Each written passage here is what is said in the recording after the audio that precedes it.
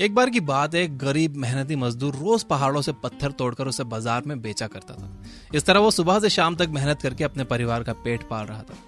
एक दिन वो अपने पत्थरों को लेकर एक कारीगर की दुकान पर गया। वहां उसने देखा कि वो कारीगर एक सुंदर से पत्थर के टुकड़े को हजारों रुपए में बेच रहा है। उसने उससे पूछा कि इतना सुंदर पत्थर तुम्हें कहां से मिला? मैं भी वहां जाकर हजारों कमाना चाहता हूँ। कारीगर ने कहा, अरे ये वही पत्थर है जो कल तुमने मुझे बेचा था, मैंने बस इसका रंग रूप बदल दिया है। बेचारा मजदूर बहुत उदास हो गया और बोला, मैं सारा दिन धूप में काम करके पत्थर लाता हूँ और मुझे केवल कुछ ही रुपए मिलते हैं, और उसी पत्थर से तुम अपनी दुकान के सुकून में बैठकर कुछ ही घंटों में हजारों कमाते हो। कारीगर उसे समझाते हुए बोला, कोई भी इस चीज के पैसे नहीं देता कि आपने उस पर कितनी मेहनत की है, बल्कि पैसे इस बात के मिलते हैं कि आपकी बनाई चीज उसके कितने काम की है। दोस्तों, इस कहानी से साफ है कि अगर हार्डवर्क ही सब कुछ होता तो शायद एक मजदूर दुनिया का सबसे अमीर आदमी होता, क्योंकि उससे ज्यादा हार्डवर्क तो कोई नहीं करता। बल्कि हार्डवर्क से ज्यादा इस बात की वैल्यू है कि आप सेम रिजल्ट कम समय में कैसे ला सकते हो, और बस इसे ही स्मार्ट वर्क कहते हैं। लेकिन सदियों से सोसाइटी हमें यह भरोसा दिलाते आई है कि हार्ड वर्क ही सब कुछ है। इसलिए अगर कभी हमें कम मेहनत में भी सक्सेस मिल जाती है तो एक इनर गिल्ट और इनसिक्योरिटी से महसूस होने लगती है। अब जरा सोच कर देखिए, इस दुनिया में ना जाने कितने लोग हार्ड वर्क करते हैं, लेकिन उनमें से कुछ ही हैं जो एक्चुअली सक्सेस का स्वाद चख पाते हैं। आखिर ऐसा क्यों?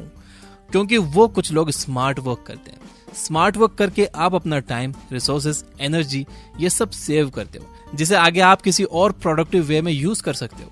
तो अगर आपको लगता है कि आप जितनी मेहनत कर रहे हो आपको उतना रिजल्ट नहीं मिल रहा, तो समझ लीजिए कि आप कहीं ना कहीं स्मार्ट वर्क नहीं कर पा रहे।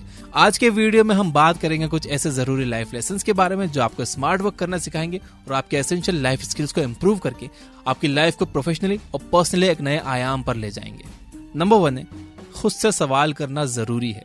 इससे पहले कि आप कोई भी काम शुरू करो, आपके माइंड में उसे लेकर एक क्लियर पिक्चर का होना बहुत जरूरी है, ताकि आप अपनी प्रोग्रेस ट्रेस कर सको, अकॉर्डिंगली इंप्रूवमेंट कर सको और अपने रास्ते से डिस्ट्रैक्ट ना हो पाओ। माइंड में चीजें क्लियर करने के लिए जरूरी है खुद से सवाल पूछना, जैसे मेरा एंड गोल क्या है, मैं वहां कैसे पहुंचने वाला हूँ। अपनी पूरी जर्नी के स्टेप्स को डिवाइड करो और तय करो कि कौन सा स्टेप आपका कितना टाइम और एफर्ट डिजर्व करता है। बहुत से लोग ऐसी डिटेल्स में अपना टाइम वेस्ट करने लगते हैं जिसे शायद ही कोई नोटिस करने वाला हो। ये लोग ऐसा इसलिए करते हैं क्योंकि या तो वो चीजों को बिग पिक्चर के तौर पर नहीं देख पाते, या वो परफेक्शनिस्ट होते हैं। दोनों ही कंडीशन में आप काम तो बहुत करते हो, लेकिन उसे एंड रिजल्ट तक पहुंचाना मुश्किल हो जाता है। लेकिन इसका मतलब ये बिल्कुल नहीं है कि आप चीजों को बस काम चलाओ तरीके से करो। बस बात इतनी है कि आपको अपना पर्पस पता होना चाहिए, आपकी मेहनत उसी हिसाब से होनी चाहिए। जैसे मान लो कि आप एक एयरक्राफ्ट इंजीनियर हो और आप एयरप्लेन के सेफ्टी फीचर्स पर काम कर रहे हो। अब ऐसे में आपके माइंड में बनी बिगर पिक्चर आपको बताती है कि यहाँ एक्स्ट्रा टाइम देकर सब कुछ डबल चेक करना बहुत जरूरी है, सब कुछ परफेक्ट होना चाहिए, क्योंकि एक छोटी सी गलती की बहुत बड़ी कीमत चुकानी पड़ सकती है। अब जरा दूसरा सिनेरियो इमेजिन करते हैं। अगली सुबह आपको बिजनेस प्रेजेंटेशन देना है, जिसके लिए आपको पावर पॉइंट बनाने की जरूरत है। ऐसे में अगर आप अपने स्लाइड्स के लिए जबरदस्त ग्राफिक्स ढूंढने में ही टाइम वेस्ट कर दोगे तो प्रेजेंटेशन की प्रैक्टिस कब करोगे? इसलिए यहाँ आप परफेक्ट की जगह गुड इनफ से भी काम चला सकते हो और बचे हुए टाइम में अपने प्रेजेंटेशन को सपोर्ट करने के लिए जरूरी फैक्ट्स और फिगर्स सर्च कर सकते हो, उसे प्रेजेंट करने की प्रैक्टिस कर सकते हो। नंबर 2, अपना टाइम का सही इस्तेमाल करो। हर स्मार्ट वर्कर इस बात को बहुत अच्छे से समझता है कि टाइम उसका सबसे इंपॉर्टेंट रिसोर्सेज में से एक है। अगर आप कुछ वैल्यूएबल बनाना चाहते हो तो आपको अपने टाइम को बड़े ही ध्यान से इस्तेमाल करना होगा। इसे एक छोटे से एग्जांपल से समझते हैं। 2 लकड़हारों के बीच कंपटीशन हुआ कि सुबह से शाम तक ज्यादा लकड़ियां कौन काट सकता है। कंपटीशन शुरू हुआ और दोनों काम पर लग गए। करीब 2 घंटे बाद एक लकड़हारे की लकड़ी काटने की आवाज आना बंद हो गई। अब दूसरा लकड़हारा खुश हो गया कि पहला रुका है, तब तक मैं उससे आगे निकल जाता हूँ। हर 1-2 घंटे बाद पहला लकड़हारा रुक जाता, जबकि दूसरा लगातार काम करता रहा। अब तो वो मन ही मन खुश हो गया कि जीत तो उसकी ही होगी, क्योंकि पहला लकड़हारा बार बार रुका था। लेकिन शाम को बाजी उल्टी हो गई। पहले लकड़हारे के पास ज्यादा लकड़ियां थी। दूसरा वाला हैरान होकर बोला कि तुम तो बीच में कितनी बार रुके, बिना रुके काम तो मैं करता रहा, फिर भी तुमने ज्यादा लकड़ियां कैसे काटी? पहला लकड़हारा बोला, क्योंकि मैं बीच बीच में अपनी कुल्हाड़ी की धार तेज करने के लिए रुकता था, जिससे लकड़ियां जल्दी कटती थी और मुझे मेहनत भी कम करना पड़ी। यानी टाइम के सही इस्तेमाल से कम मेहनत में भी ज्यादा बेनिफिट कमाया जा सकता है। टाइम के सही इस्तेमाल के लिए मोस्टली सक्सेसफुल लोग रोज हर सुबह ही अपनी टू डू लिस्ट बना लेते हैं, ताकि वो जिस टास्क को जितना टाइम चाहिए उतना ही टाइम दें। लेकिन ऐसा जरूरी नहीं है कि आप सारे दिन उसी शेड्यूल से 100% चिपके रहो, बल्कि आप अपने दिन की फ्लेक्सिबिलिटी के हिसाब से उसे मॉडिफाई भी कर सकते हो। अगर आप हमेशा खुद को हर टास्क में असाइन किए हुए टाइम से ज्यादा स्पेंड करते हुए पाते हो तो आप टाइम का इस्तेमाल स्मार्टली नहीं कर रहे हो। टाइम के सही इस्तेमाल करने के लिए सबसे जरूरी है कि आप अपने टास्क का टाइम डिस्ट्रीब्यूशन रियलिस्टिकली करो और मल्टीटास्किंग से जितना हो सके उतना दूर रहो, क्योंकि जब आप बहुत सारे काम एक साथ करने की कोशिश करते हो तो आपका ब्रेन ओवर क्राउडेड हो जाता है और रैंडम आइडियाज देने लगता है जो कि आपके ज्यादा काम नहीं आते। इसलिए बेटर है कि आप चीजों को ऑर्गेनाइज करके वन एट अ टाइम करते चले जाओ। नंबर 3, किसी सिस्टम को डील करने से पहले उसे समझो। हमारी लाइफ की हर चीज एक सिस्टम के अकॉर्डिंगली चलती है, चाहे हमारी बॉडी हो, बिजनेस मॉडल हो या सोसाइटी, हर चीज का एक सिस्टम है। बॉडी को ठीक करना है तो बायोलॉजिकल सिस्टम को समझना जरूरी है, सोसाइटी में रिस्पेक्ट चाहिए तो सोशल सिस्टम को समझना जरूरी है, एक लीडर बनना है तो साइकोलॉजिकल सिस्टम को समझना जरूरी है, अगर पैसा कमाना चाहते हो तो पैसा कैसे फ्लो करता है इस सिस्टम को समझना जरूरी है। जब तक आप सिस्टम को नहीं समझते तब तक आप अपना टाइम उन कामों में वेस्ट करते रहते हो जो उतने जरूरी नहीं है। वहीं अगर आप सिस्टम समझकर काम करते हो तो आप सही समय पर सही काम करके अपने सक्सेस के चांसेस को बढ़ा सकते हो। जैसे मान लो कि आपको नए बिजनेस आइडियाज के लिए इन्वेस्टर चाहिए। अब आप अपना आइडिया पिच करने के लिए सही वर्डिंग्स, सही प्रॉप्स, ये सब ढूंढने में घंटों बिताने के बाद भी फेल हो सकते हो, क्योंकि आपने सिस्टम को नहीं समझा। आपने नहीं समझा कि इन्वेस्टर्स आपसे क्या सुनना चाहते हैं। इसलिए वर्डिंग और बाकी तामझाम में टाइम और एनर्जी वेस्ट करने की जगह अगर आपने जिस इन्वेस्टर को पिच करने जा रहे हो उसके बारे में थोड़ी रिसर्च कर ली होती तो आपका काम आसान हो जाता है। इसी तरह अगर आप वेट लॉस करना चाहते हो लेकिन कर नहीं पा रहे हो तो पहले वेट गेन के सिस्टम को समझो, तो वेट लॉस आसान हो जाएगा। अगर जॉब इंटरव्यू में जा रहे हो तो उस कंपनी के सिस्टम को समझो, सिलेक्शन आसान हो जाएगा। यानी कुल मिलाकर आप ये समझ लो कि बिना सिस्टम को समझे काम करना अंधेरे में तीर चलाने जैसा है, जहां आपके तीर वेस्ट होंगे और सक्सेस के चांसेस काफी कम होंगे। वहीं सिस्टम की समझ आपको अपने गोल तक आसानी से और काफी जल्दी पहुंचा देगी। नंबर 4, शॉर्टकट ढूंढो। बहुत से लोग सोचते हैं कि शॉर्टकट ढूंढना एक गलत तरीका है, जबकि सच ये है कि शॉर्टकट तो बेसिक मैथ्स का हिस्सा है। जैसे 5 + 5 + 5 + 5 + 5 = 25 एंड 5 × 5 = 25। जब हमें सिर्फ एडिशन आता था तो हम 5 को 5 बार ऐड करते थे, लेकिन जब मल्टीप्लिकेशन आ गया तो सीधा 5 को 5 से मल्टीप्लाई कर दिया। ये भी तो शॉर्टकट है। यानी अगर आपका एंड रिजल्ट सेम है तो शॉर्टकट लेने में कोई बुराई नहीं है। लोग अक्सर कंफ्यूज इसलिए हो जाते हैं क्योंकि वो शॉर्टकट का मतलब किसी को गिराकर खुद को उठाना या अच्छे से काम कंप्लीट नहीं करना या काम चोरी समझते हैं, जबकि शॉर्टकट अपने गोल तक पहुंचने का एक स्मार्टर और फास्टर वे है। ये ठीक वैसा ही है जैसे कि आप ट्रैफिक को बाईपास करके फ्लाईओवर से निकल जाते हो। मान लो कि 2 लोगों को एक एक्सेल शीट बनाने का काम मिला जिसे उन्हें शाम तक डिलीवर करना है। एक ने अपना काम बिल्कुल जीरो से स्टार्ट किया, जबकि दूसरे ने कुछ देर कंप्यूटर पर सर्च किया और पुराना प्रोफार्मा ढूंढ निकाला। अब उसका काम आधा हो गया, उसे केवल नई वैल्यूज ही फिल करनी थी। तो ये है शॉर्टकट। काम दोनों एक जैसा करेंगे, लेकिन उसने शॉर्टकट ढूंढने में जो टाइम इन्वेस्ट किया वो उसे जल्दी काम खत्म करने में हेल्प करेगा, जबकि दूसरा एम्प्लॉय सारा दिन स्प्रेडशीट बनाता ही रह जाएगा। तो चाहे आपका एरिया ऑफ वर्क कुछ भी हो, उसके कुछ ना कुछ मीनिंगफुल शॉर्टकट जरूर होंगे।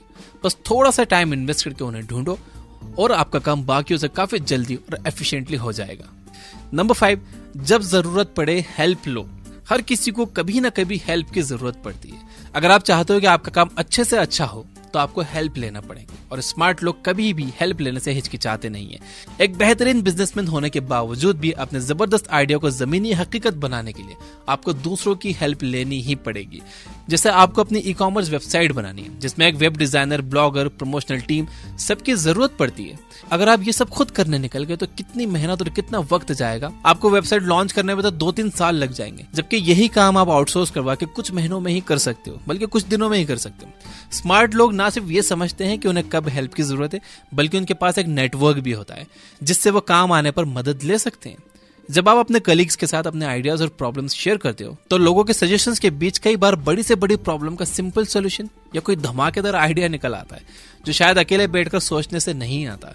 इसलिए जो लोग प्रॉब्लम्स और आइडियाज को डिस्कस करने में विश्वास रखते हैं वो लोग प्रॉब्लम सॉल्विंग में ज्यादा अच्छे होते हैं। लेकिन हेल्प लेते समय यह बात याद रखनी बहुत जरूरी है कि जब आप हेल्प लेते हो तो आपको हेल्प करनी भी आनी चाहिए।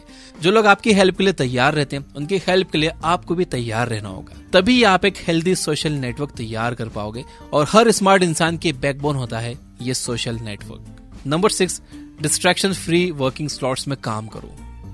आप 9 बजे ऑफिस पहुंचे, कुछ ही दिनों में एक लॉन्ग वीकेंड है, तो दोस्तों से उनका प्लान पूछना तो बनता है। चलो 10 बजे तक अपने डेस्क तक पहुंचे, तभी एक और फ्रेंड को कॉल आ गया। जैसे तैसे फोन साइड पर रखकर लैपटॉप खोला ही था कि मेल्स की बौछार दिखी, उनका रिप्लाई करते करते लंच टाइम हो गया। अब पोस्ट लंच याद आया कि बॉस ने फाइनेंशियल रिपोर्ट मांगी थी। जल्दी से काम शुरू किया, लेकिन खत्म करते करते रात के 8 बज गए। बॉस से डांट अलग सुनी और ऊपर से घर पहुंचते पहुंचते 9 बज गए। मन में लगने लगा इतनी मेहनत करके भी कुछ नहीं मिलता, ना प्रमोशन ना हाइक।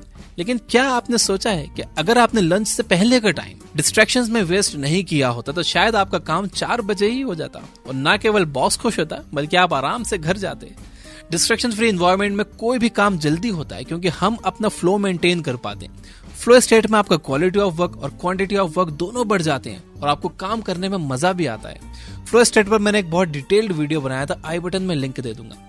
एक्सपर्ट्स का मानना है कि messages, phone calls, emails, net surfing, gossips, ये सब अपने आप में एक बहुत बड़े डिस्ट्रैक्शंस हैं। इसलिए जिस दिन आपको कोई जरूरी काम हो या कोई डेडलाइन मीट करनी हो तो स्मार्टली और पोलाइटली अपने कलीग्स को नो गॉसिप का सिग्नल दे दो। सभी गैर जरूरी गैजेट्स को ऑफ कर दो, मोबाइल साइलेंट पर रखकर काम पर लग जाओ। आप हैरान रह जाओगे कि आपका काम कितनी जल्दी खत्म हो गया। नंबर 7, प्रोक्रेस्टिनेशन को अवॉइड करो। प्रोक्रेस्टिनेशन यानी किसी भी इंपॉर्टेंट काम को टालने की आदत। हम इंसान प्रोक्रेस्टिनेशन के इनबॉर्न हैबिट के साथ पैदा हुए हैं। इसलिए जब भी कोई ब्रेनस्टॉर्मिंग काम हो उसके लिए हम डेडलाइन का वेट करते हैं ताकि डेडलाइन के नाम से हमें मोटिवेशन मिले, वरना डिस्ट्रैक्शन में फंस कर मोस्टली हम उसे टालते रहते हैं। लेकिन स्मार्ट लोग इस इनबॉर्न प्रोक्रेस्टिनेशन हैबिट से डील करना जानते हैं। आइए देखते हैं इस हैबिट से हम कैसे डील कर सकते हैं। सबसे पहले बड़े और डरावने लगने वाले कामों को छोटे छोटे पीसेस में तोड़कर करो। अपनी वर्क प्लेस को साफ सुथरी और क्लटर फ्री बनाओ। डिस्ट्रैक्शन से दूर रहो। जैसे जैसे आपकी लिस्ट के स्मॉल वर्क पीसेस खत्म होते जाएं, उन्हें टिक करते जाओ। इससे आपको आगे बढ़ते रहने के लिए मोटिवेशन मिलता रहेगा। सबसे टफ काम को सबसे पहले करने की कोशिश करो। एक बार वो हो गया तो आपको बाकी सब इजी लगेगा और आप आसानी से अपना काम खत्म कर पाओगे। हर एक वर्क पीस को खत्म करने के बाद एक लिमिटेड टाइम के लिए ब्रेक लो। अपने ब्रेन को काम करने के लिए ट्रेन करो। जैसे फिजिकल एक्सरसाइज से मसल्स को हैवी वेट लिफ्टिंग के लिए ट्रेन किया जाता है, वैसे ही मेंटल एक्सरसाइज से ब्रेन को भी टफ जॉब्स के लिए ट्रेन किया जा सकता है। एक बार आपका ब्रेन इस तरह से ट्रेन हो गया तो आपको खुद ही फ्री बैठना पसंद नहीं आएगा। तो इस वीडियो को कुल मिलाकर देखें तो ऐसा लग रहा है कि हार्ड वर्क और स्मार्ट वर्क में से जीत स्मार्ट वर्क की ही हुई, राइट? एक्चुअली रॉन्ग, क्योंकि सक्सेस के लिए हार्ड वर्क जरूरी है। प्रॉब्लम यह है कि हार्ड वर्क तो बहुत से लोग करते हैं लेकिन सब सक्सेसफुल नहीं होते। ऐसे में जरूरत है हार्ड वर्क को स्मार्टली करने की। याद रखिए कि स्मार्ट वर्क का यह मतलब नहीं है कि आप लोगों का फायदा उठाएं। स्मार्ट वर्क खुद को एफिशिएंट बनाने में, चालाकियां करने में नहीं, होशियारियां करने में नहीं।